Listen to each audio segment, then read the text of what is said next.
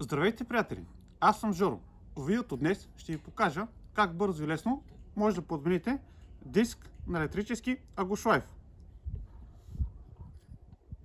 Преди да започнем, е важно да знаете, че работата с електрически режещи машини може да бъде опасна и да доведе до сериозни заранявания. Затова винаги използвайте лични предпазни средства. Очила, ръкавици, предпазно защитно облекло и така нататък. Всичко, което е необходимо в зависимост от дейностите, които извършвате. А сега да започваме. Пред мен имам електрически агошлайф на марката DeWalt с диаметър на диска 125 мм. Това е стандартен електрически агошлайф. Първото, което трябва да направите, е да изключите агошлайфа от електрическата мрежа. След това натискате бутона, който блокира шпиндела на агошлайфа. Натискате и задържате бутона натиснат. Всеки агошлайф има такъв бутон, който блокира шпиндела.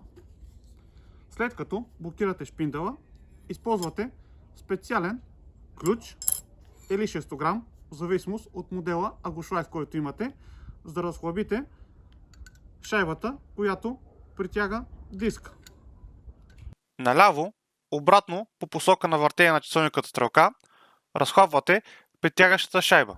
След като я охлабите на ръка, развивате шайбата.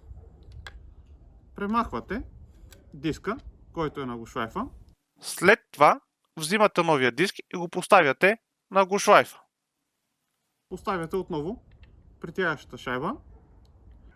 Този път затягате надясно по посока на часовниковата стрелка.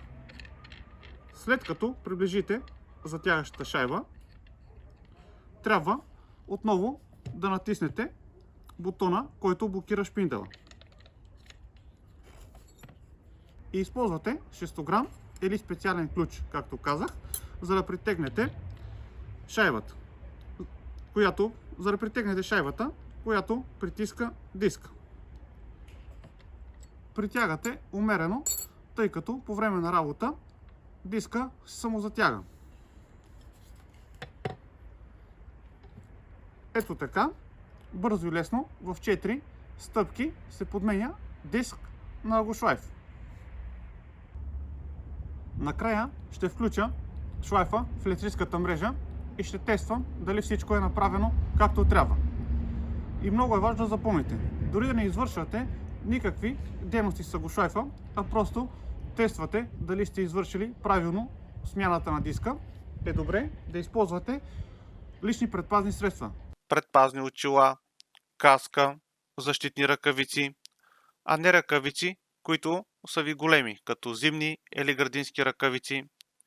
Дрехите, които използвате при рязането с агошлайфа, също трябва да са ви по мярка, да не са широки, защото широките дрехи, широките ръкавици и така нататък са предпоставка за възникването на редица инциденти. Сега поставям предпазните очила и ще включа шлайфа, за да тествам дали всичко е наред.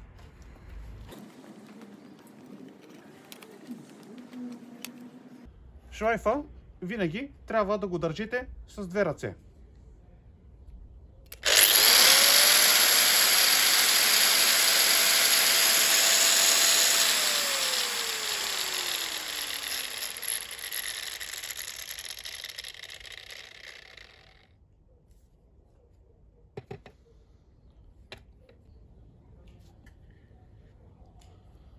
Ето така, приятели, бързо и лесно може да подмените диск на агошлайф.